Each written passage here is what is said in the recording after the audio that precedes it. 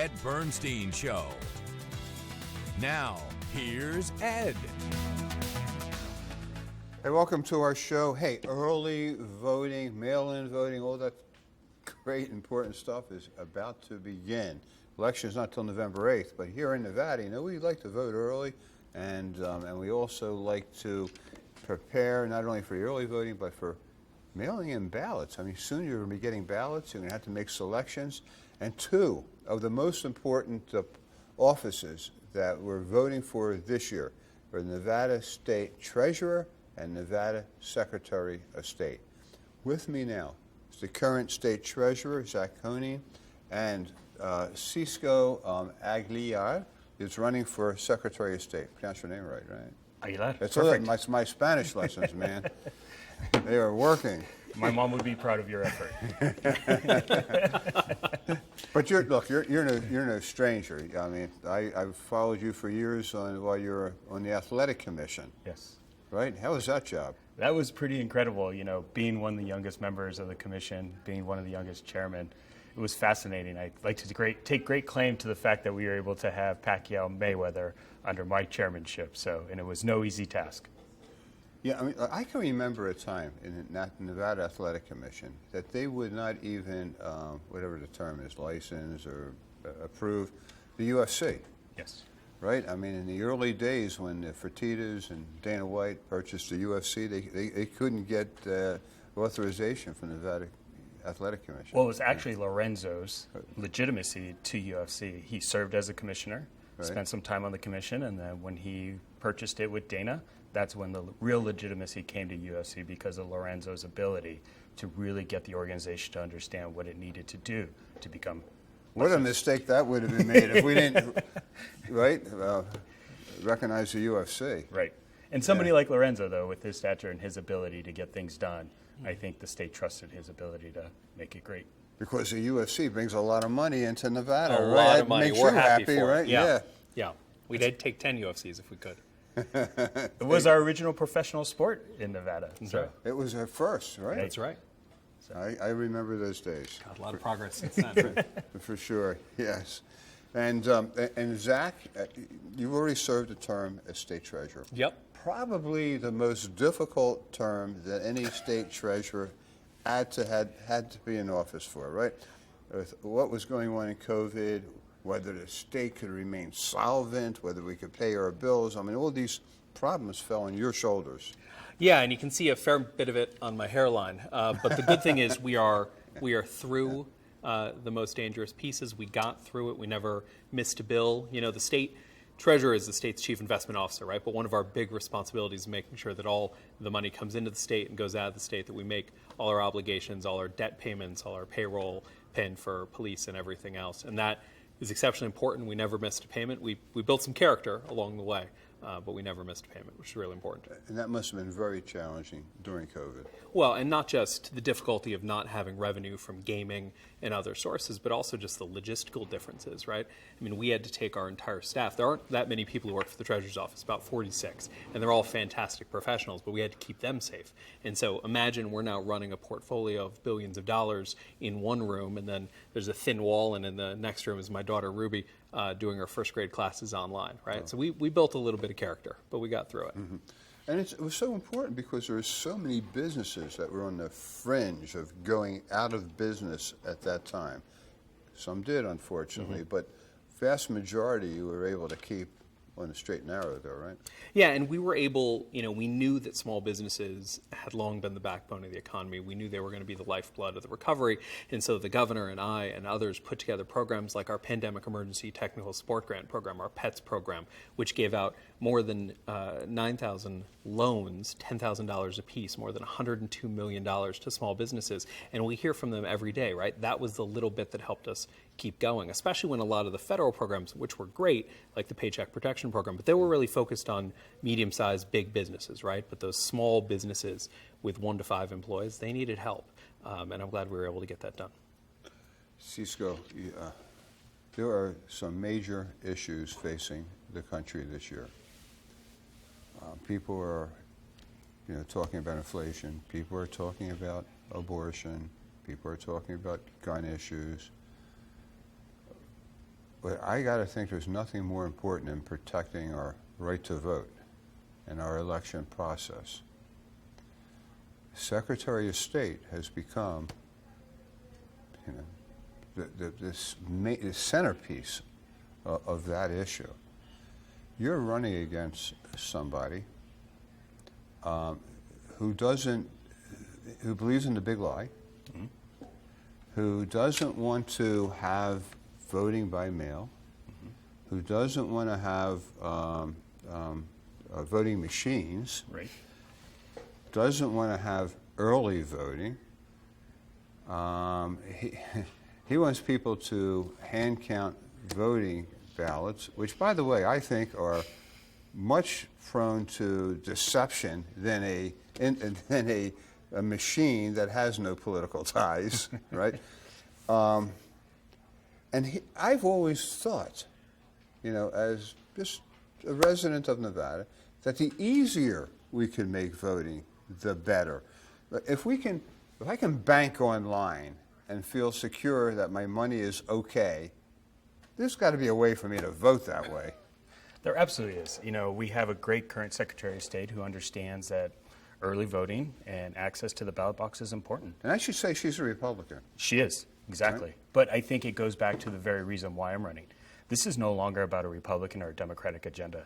This is about all of Nevadans and the state of Nevada and our future. And somebody who makes that a priority over their friends and themselves and a small group of people who have a self-interest in the outcomes of elections. How did we get here? It started with one individual who claimed he won the election, but in reality he didn't. We duly elected a president in the state of Nevada who is serving now. He attempted to challenge it. Our current Secretary of State stood up and said, no, that is not accurate. We run some of the safest and most secure elections in the country.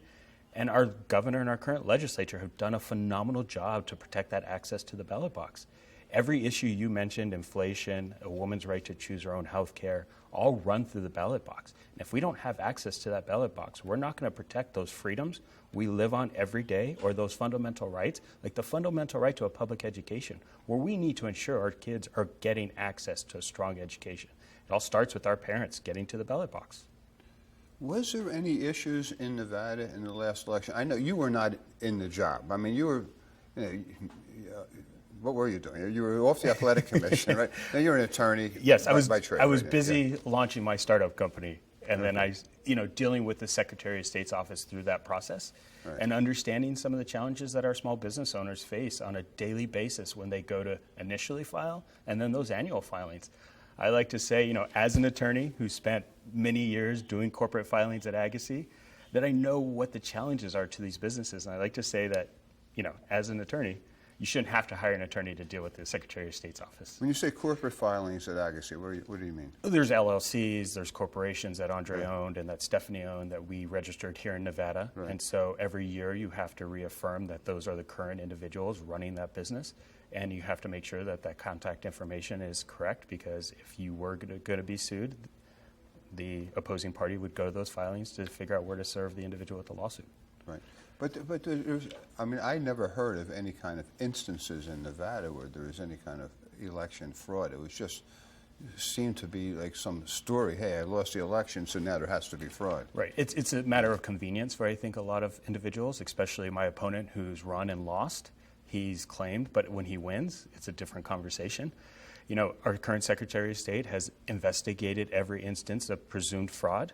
The courts in Nevada have also addressed some of these issues, and never once have they ever found an existence of, an issue of concern for. Yeah, I'm sure there's somebody somewhere that's voted twice. Well, there's the one individual who cried the loudest, right? He took his deceased wife's ballot and actually voted with it, and he's been appropriately adjudicated. But there's laws in place for that. Correct, and it proved its process, and it proved its right in what we were able to determine in the current situation we had. What's it like to be running for office, for state office, in this environment for both of you guys? This is my first time doing it, so maybe I'm a bit optimistic about it, but it's a real opportunity to get an understanding of the Nevada that we've lived in.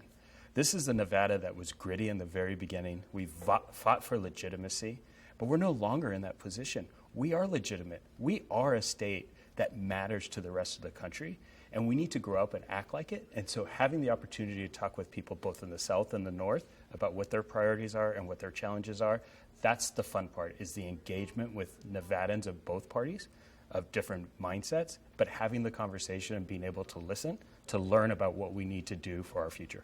And it seems like Nevada has, all of the ingredients of what diversity is the word I'm looking for, of what the rest of the country really has, right? I mean, there's parts of Nevada that are very Democratic, parts that are very Republican, there's rural, there's urban. I mean, we have a little bit of everything here. Even ethnic diversity, right? And ethnic, that is huge. And we are the melting pot of this country, and we represent what I think this country wants and needs to be able to continue to be successful. I think that one of the things that we find that's most interesting as we move around the state and talk to people everywhere is how similar the needs are regardless of where someone is, right? That whether they're in Fallon or North Las Vegas, they want to be able to get to a doctor within a reasonable period of time. They want to make sure that their kids have a better experience educationally than they did, right? They want to make sure that they can create that generational growth that Nevada's been famous for. I think the execution is different in different places, right? Obviously, the solution on how to bring a dentist to Ely is different than the solution on how to bring a dentist to West Las Vegas, but the needs are the same. And campaigning, at least for us, having done the job for 3.5 years, is just sort of an extension, because we've always been out there trying to ask people what they need. We did that listening tour, right? 123 events in 82 days to find out how Nevadans wanted us to invest that money that came in from the federal government. And what did you find? So we found a couple of things, and I think you've seen them reflected in the work that the governor and his team have done since that, and the legislature has approved. So a lot of desire and need for affordable housing. We're down about 115,000 units around the state. That's a lot. And of those, about 85,000 are, big A affordable, right? So under 60% of average median income. So a need for more housing. Governor responded to that, $500 million in the Home Means Nevada plan. A lot of need for childcare, right? And I deal with that in my own family. We've got an 8-year-old and 2 5-year-olds. My wife works, I work. Childcare can be tough, right? You know. And so working through that, so you saw a $200 million investment into childcare and expanding facilities, and already we're seeing facilities do younger childcare than they were doing before because they have the resources for them. Mental health, $200 million of investment there. Broadband in all our communities, right? An unprecedented investment, combination of different bills and sources to get that done. And I think what we've now understood is we realize the sort of investments we need to make in order to build the Nevada that we all deserve to live in, right? And every time we have a crisis, like the pandemic or the Great Recession or right after 9/11, I think we all look at each other and we're like, gosh, that was tough. I'm glad we got through it.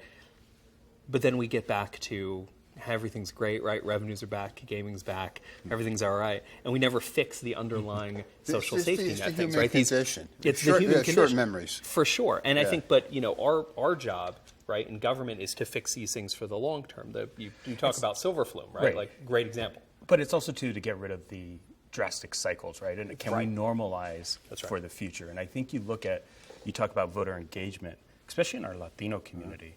Our Latino community, their priorities are the education of their kids. That was my family's priority for me. It's their job, and it's building their small business. But when 2008, when we hit that cycle, the first people to be laid off was the construction industry. Immediately, jobs were wiped out. Who does that impact? Latino men. Then you talk about the pandemic. And those are good jobs, by the way. Right? And then you talk about the pandemic. The strip closes. Who does that impact? Again, Latino men. So when they're coming into this election cycle, they're saying, hey, this is 2 drastic cycles that have occurred on my family. What are our government leaders going to do to ensure that we don't have those drastic drops anymore, and that it is a more of a sustainable, systemic approach to our employment process? And both those things that you mentioned were not really just the fault of Nevada. No. I mean, there were national issues that Nevada just got swept up in because when these things happen to the economy, tourism typically is the first to go. Right. Well, and but we got to figure out how to diversify. You talked about diversity earlier. Look, I've been here almost 50 years. Right. We've been talking about this for 50 years, right? Well, and I think what we've realized throughout this process is that it's harder than everybody thinks it is. But right? it goes back to small businesses, right? Right. Which is where the Treasurer and the Secretary of State have a great impact. Secretary of State does all the corporate filing. 99% of those corporate filings are small businesses. That's where the next innovative idea and the next future major employer of Nevada is going to be. That's our development stage, and we need to make sure that they have the resources and the opportunity and the access to capital to be able to grow, to employ their neighbors, to build our communities. And so we have to make that a priority. Totally agree. And I think one of the things that we're doing is we're coming at it. In the past, we were very much in the elephant hunting business, right? We would go try to find a Tesla and bring them in and assume that that would solve the problem. And that did make big inroads in northern Nevada. You saw that downturn, that downswing in northern Nevada was a lot less bad this time than it was in the past. But now we're also looking at how do we, with those small businesses, get companies to start here, provide them the seed funding that they need. We announced a thing through Startup NV a couple of weeks back, right? $90 million for those really early stage businesses. And then just last week, we had a tech conference that was run by a guy named Teddy Liao, who brought in these businesses to Nevada that were fully formed businesses to encourage them to move from California to here. So we've got to go at it from a bunch of different angles, but it's assuredly necessary because you're right. If we don't fix that thing, the next time there's a downturn, right? I think what's the old joke, right? When the country sneezes, Nevada gets the flu, right? That's going to keep happening unless we do something different. Yeah, and of course, people are leaving California, leaving their businesses because California has a 13% state income tax. We talk about that a lot, yeah. We still have zero, right? That's right. Us, Florida, a couple other, I know it's maybe some other states, but that's not going to change, is it, Zach? As far as I know, no. And I think it's important for everybody to know that's not a decision that I can make or the governor can make or even the legislature can make. In order to do that, you have to have a vote of the people. But we can make people's lives easier. We can make people's lives easier. We don't need more. Government modernization. 100%. By being more efficient with our processes. That's right. And getting people who understand this to be able to drive that mindset. That's right. But income tax would require a vote of the people. I think that's really important because you always see, especially during election times, you see like that guy's going to give you an income tax. Guy can't do anything about it. Okay. Well, that's encouraging to know that. You talked about the Nevada College Savings Plan. What is that? So one of the things that the treasurer gets to run is all of the college savings programs that exist at the state level. We are the 31st state by population. We are the third state in the entire country when it comes to college savings assets. Now, unfortunately, that doesn't mean that Nevadans are more prepared for college savings than the rest of the country per capita. What it means is our programs are so good and our partners are so good that people come from other states to invest here with me. And then we charge them for the privilege, and we give that money back to Nevadans. The Treasurer's Office is one of the only offices at the state that actually makes a profit every year, right, which goes back into the general fund and decreases things. So we have more than $39 billion worth of assets. We have 529 programs, which work kind of like 401ks, but for college. If the dollars are used for educational purposes, you don't pay taxes on them. We have Nevada prepaid tuition, which is pay today's rate for college, and then you get the benefit in the future. I was a participant when my kids were young. Loved it. It's a great program, yes. right? We are, in the tech industry, we call it dog fooding, right? Eating your own dog food. So my wife and I are participants. Ruby's got a 4-year, and the boys have 2 years. You can move them down. We also feel like probably one of the boys is going to end up in the circus. So anyway, we don't, didn't want to overinvest. But we've got those programs there, and they're incredibly solvent. And the goal of all that, and what we've done with the College Savings Office, is in the past it was really focused on what can we sell you, right? Here's a 529, here's a prepaid. And that works for people like us. But a lot of people in Nevada don't have those resources. And so we've expanded the focus of that office to meet people where they live in the community, to provide access to FAFSA and other ways that they can get dollars to help them plan for, save for, and pay for higher education. And then the big switch is that we no longer say plan for, save for, and pay for college. It's not just about college. It's about doing something after high school that can put you in a career. And that could be joining the military. That could be joining a trade, right? A great pathway of the middle class. It could be going to a university. It could be getting a series of career and technical programs. But we need that flexibility and the intellectual flexibility to know that Nevadans are going to need to find the path that works for them.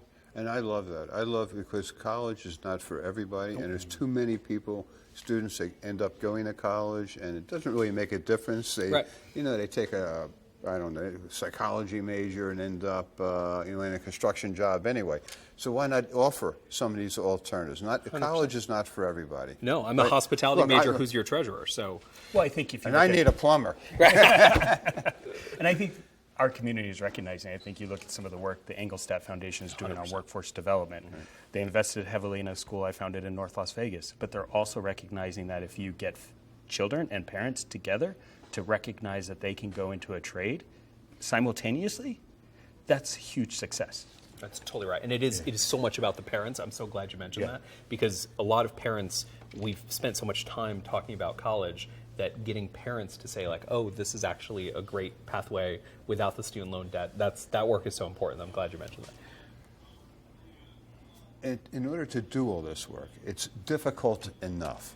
But now we have public officials being threatened. Yes. We have them being intimidated. Yes. We have them being, protesters showing up at people's homes, following them to the supermarket. And you recently spoke about, you did an editorial or something. Absolutely. If elected as Secretary of State, my first bill draft request will be to implement election worker protections, to make it a felony to harass these workers, to make it a felony to intimidate them. To walk to your car and know that you have to walk in fear is unacceptable, because 80% of election workers are females. There are sisters, there are wives, there are parents, there are daughters, and that's unacceptable to know that they have to go to work in fear, especially when they're going to work to do a job to put food on the table.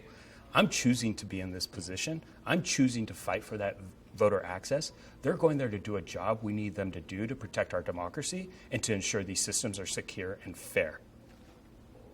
And some of these people are volunteers. Absolutely.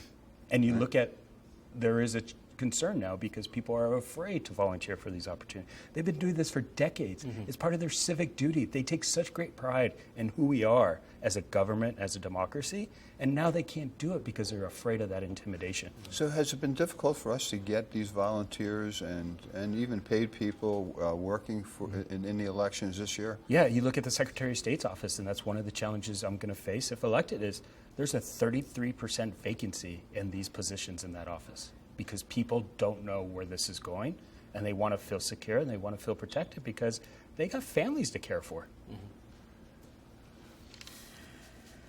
A lot of the money that we did get from the federal government hopefully is going in the right directions. Is that part, do you have input on where that money goes, or is that not your area? So when the dollars come in, they come into us. When we got the wire from the federal government, which was $2.7 billion. We got it on a Friday. It was a very strange Friday. But we immediately... So you got the float over the weekend. We did get the float over the weekend, although we had to invest it between 12:15 and 12:55, which built a little bit of character. There was about an inch of hairline on that one specifically. But we knew that we had to do something different than what we've done before, right? And so we wanted to get as much feedback as possible. And so first we put out an ethos, basically saying, here are the types of investments we think are important to make. Here are the long-term dollars that we want to make sure we put back in the community. And really important to the governor, to the legislature, to his team, to my team, to everybody's team. So what was the most on top of that list? The number one thing we heard about was housing. Housing.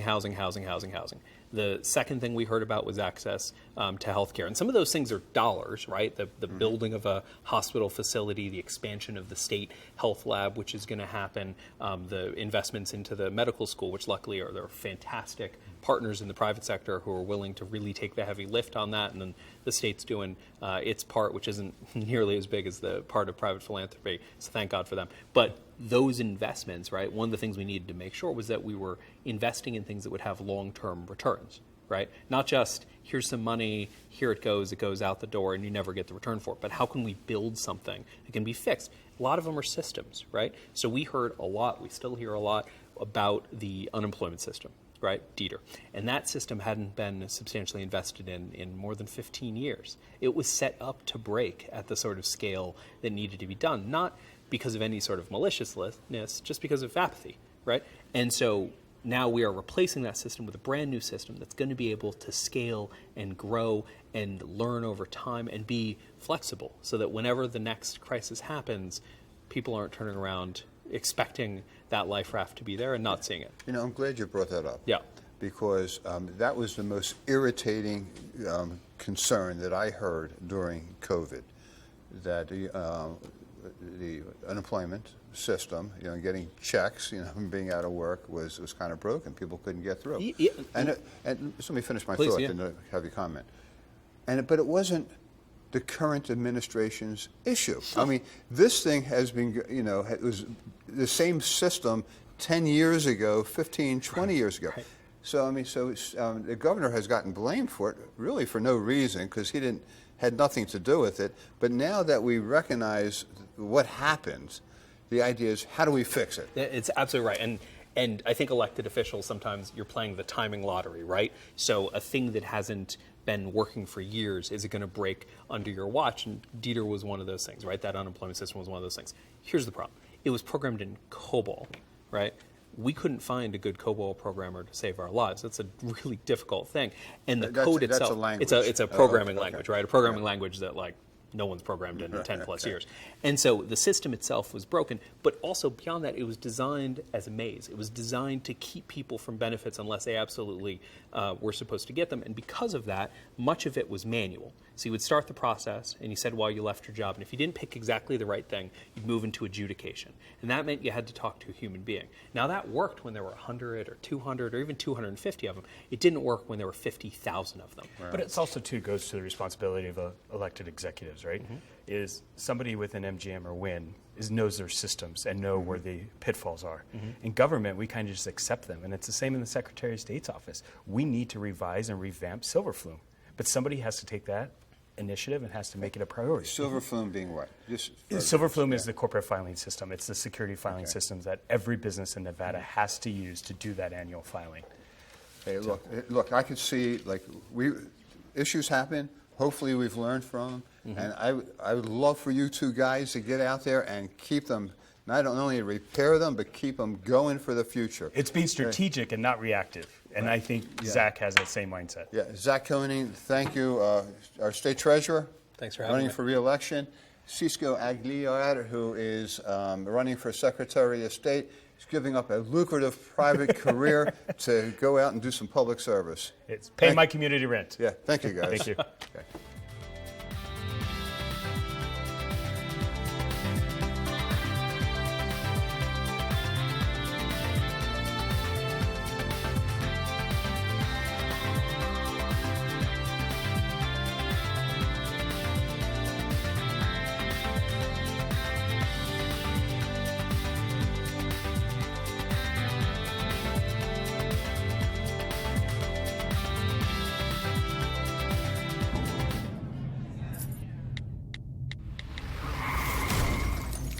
When sorry is not enough. Enough said. Call Ed. EdBernstein.com.